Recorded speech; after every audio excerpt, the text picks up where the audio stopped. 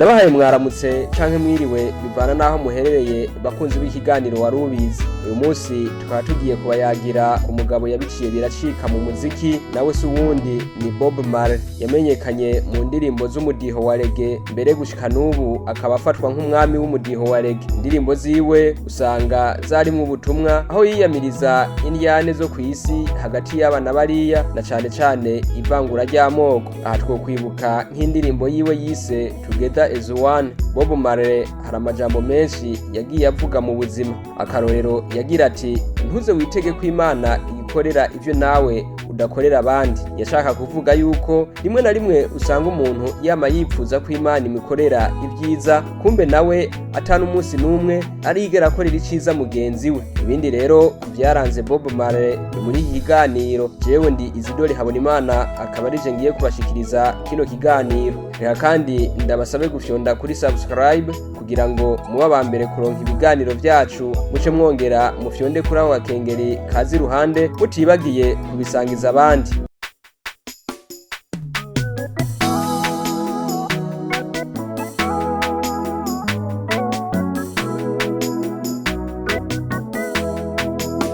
Bob Marley neza na neza izina ryiwe ni Robert Nesta Marley. Gushika ubu naho atakiriho, ariko abandanya afatwa nk'umwami w'umudiho wa Reggae, the king of Reggae. Nawe mbere yatumye umuziki wo muri Jamaica ushobora gutera intambwe maze ugashika ku rwego mpuzamakungu. Yavutse ku igenekerezo rya 6 Ruhuhuma mu mwaka w'1945, avukira Inine Mile mu gihugu ca Jamaica. Se wiwe yari Novel Marley, yitavye Imana mu mwaka w'1955 ahitanywe n'ingwara y'umutima. Nyina wa Bob Marley nawe yari Cedera Boke, we yitavye Imana ku igenekerezo rya 8 Ndamukiza hari vuba mu mwaka w'2008. Novel se wa Bob Marley yitavye Imana mu gihe agahungu kiwe Marley kari gafise imyaka itarenga 10 y'amavuka. Kubera iyo mvo ubuzima bwaciye buhungabana, kuko samaze gupfa umuryango waciye ubaho mu bukene. Nyina wiwe amaze kubibona yagize ati, nta kundi ziranyazwe. Niko guca arungika Bob Marley kurererwa mu muryango wiwe kwa sekuru Omeriah Malcolm ndetse na inakuru Alberta Iloden Harry iruhande y'Inene Marley aho Bob Marley yari yavukiye. Sekuru na inakuru bari batunzwe n'uburimi, bararima ikawa, ibitoke n'ibindi. Munyuma rero amaze guca ubwenge, Bob Marley yaciye akurikira nyina wiwe. Umuvyeyi akaba yari yimutse avuye mu misozi ahunze ubukene agiye i Trench Town muri Kingston. Ico gihe Bob Marley vy'amashure vyari vyamaze kumuta kuwa amazi, kuko yari yahevye amashure afise imyaka 14 y'amavuka. Bari muri ico gisagara niho Bob Marley yatangura guhura na bagenzi we. Aha twovuga nka Weston azwi ku izina rya Peter Tosh, uwo bagiye baririmbana indirimbo. Izo nazo zikaba zumvikana ku maradiyo, ariko aho nta ntambwe nini bateye. Hambavu y'ivyo muri ico gisagara nyene niho yamenyaniye n'uwundi muririmvyi yitwa Joe Hicks. Urero akaba ari we yaguma mwigisha ibijanye no kuririmba. Mbere ni nawe yahavuye amubera nk'umuvyeyi mu bijanye no kuririmba, kuko yaramubaye hagufi muri uwo mwuga. Mwaka w'1963 Bob Marley ari kumwe na bagenzi we nka Junior Greatweight, Peter Tosh na Bunny Wailer baca bashinga umugwi Wireless. Aha acatangura gukora indirimbo zitari nke, harimo nka Summer Down, indirimbo yafashe ikibanza ca mbere muri ico gihe muri Jamaica, ariko mu nyuma n'uwo mugwi wahavuye usambuka. Mu mwaka w'1966 inyuma y'ingendo zitari nke Bob Marley yagize muri Leta Zunze Ubumwe za Amerika, inyuma kandi y'ukubakana na Rita Marley yaciye asubira muri Jamaica maze aca yifatanya n'umugwi Rastafari. Buno nyene Bob Marley acashinga umugwi wiwe, aho yasohoye indirimbo zitari nke nka Bend Down Low, ariko naho nyene ntiyateye imbere. Ico womenya co ngaha wanashaka yari yamaze kwifatanya n'uwitwa Johnny Nash, ari nawe yamushikanye muri Swede mu mwaka w'1971, cyo kimwe no muri Angleterre, maze akanamufasha gukora indirimbo yise Reggae on Broadway. Nubwo vyaruko Bob Marley nkuko yabivuga ati, mu buzima harabaho ibintu bigoye, atariko uko kugora ntibisigura ko bidashoboka.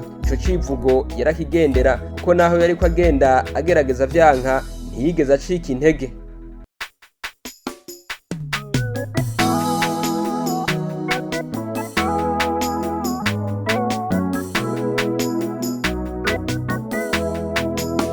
Bivanye rero nuko kwihangana kwiwe, Bob Marley vyahavuye bikunda kuko yaciye asinyanira amasezerano n'abakora umuziki bo muri Island Records, vyatumye mu mwaka w'1973 asohora alubumu ziwe zibiri, imwe yise Catch a Fire na Banana, zatumye noneho amenyekana ku mugabane wa Buraya. Aho rero ibintu biba bitanguye gufata intumbero. Mu mwaka w'1974 witwa Eric Clapton asubiramo indirimbo yiwe Shot the Sheriff. Buno nyene mu mwaka w'1975 Bob Marley acasohora indirimbo No Woman No Cry muri alubumu yiwe yise Live. Noneho rero mu mwaka w'1976 Bob Marley acaba umuririmbyi ku rwego mpuzamakungu, ariko nubwo yariko agenda yiyandikishiriza amateka bagwanka ineza bo ntibari babuze. Akarorero mu mwaka w'1976 nyene yagarukiye iyo gwotera izuba ari kumwe n'umugwi wiwe bagiye mu giteramo i Kingston, bahuye n'abantu batandatu bitwaje ibigwanisho maze babasukamwo amasasu.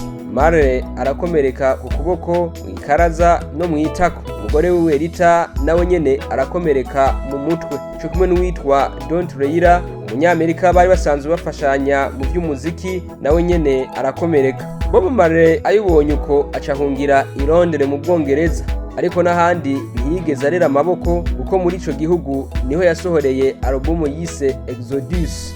Zimwe mu ndirimbo za Bob Marley zakunzwe cyane ni nka One Love yasohoye mu mwaka w'1977, cyo kimwe na No Woman No Cry yasohotse mu mwaka w'1974. Burya rero ngo hari amajambo menshi Bob Marley yakunda kuvuga. Kenshi yagira ati nduguye twa mugina. Burya abantu muvuga ngo mukunda imvura ariko iguye mugatora imitaka. Iki nico gituma ngira ubwoba iyo muvuze ko mu nkunda. Mu buzima ntuzuhagarare kubera ko wananiwe, ahubwo uzohagarare kubera ko wageze kuco ushaka. Ikindi naco mu buzima formule ni imwe, imisi yose mu gitondo wategerezwa kuvyuka ufise umugambi, hanyuma hageze aho uja kuryama mu ijoro maze ukaraba wa mugambi wawe urugero ugezeko, nayo ibindi byose uzobigirako niwakurikiza iyo ngendo. Byongeye mu buzima hari ibintu uzocamwo bigoye, ariko kuba bigoye si ukuvuga ko bidashoboka. Ndugaye twa mugina. Bob Marley yavuga kandi ati ntuze witege ko Imana ikorera ivyo nawe udakorera abandi. Aha Bob Marley yavuga ati burya urashobora kwama wipfuza ko Imana ikorera byiza, ariko ugasanga nawe mu buzima nta cyiza urigera ukorera mugenzi wawe.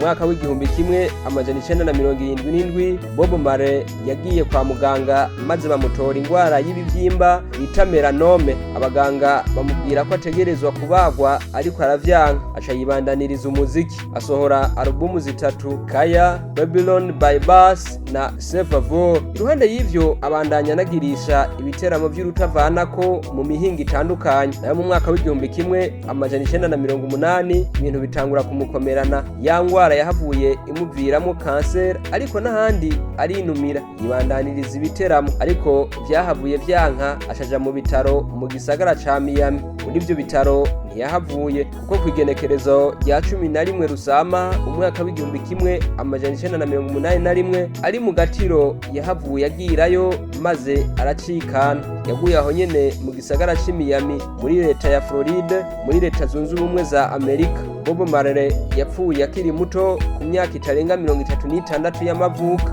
Yasize abana batari bake, abazwi ni 11 harimo 4 yavyaranye na Rita. Bamwe muri abo bana bakaba arabaririmbyi nka Stephen Marley, uwo akaba ari we yasubiyemo alubumu ya se Kaya. Sharon Marley, Ziggy Marley amuzi mu ndirimbo yiwe Tomorrow People yasohotse mu mwaka w'1988, n'abandi kuko bumvise abana biwe bararenga 11. Abantu benshi bo mu mpande z'isi yose baribuka Bob Marley uko umwaka utashe ku igenekerezo rya 11 Rusama, eka n'abandi baririmbyi baramuha icubahiro. aha twovuga nka Daju, umuririmbyi w'umufaransa mwene wabo na Maître James, yasohoye indirimbo mu mwaka wa 2018 maze ayita Bob Marley. Mbere yuko turangiza kino kiganiro, hari ibintu ndwi kumbure utaruzi kuri Bob Marley.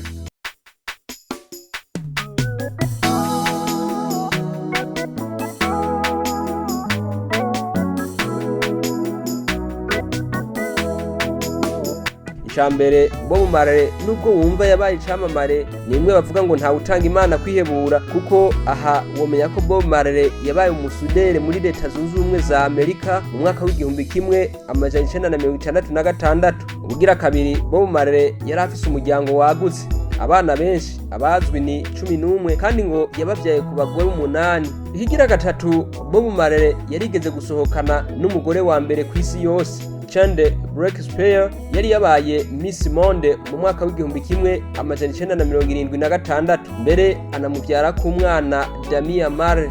Ugira kane, Eric Clapton niwe yateje imbere Bob Marley atabizi, nyuma yo gusubiramwo indirimbo yiwe I Shot the Sheriff.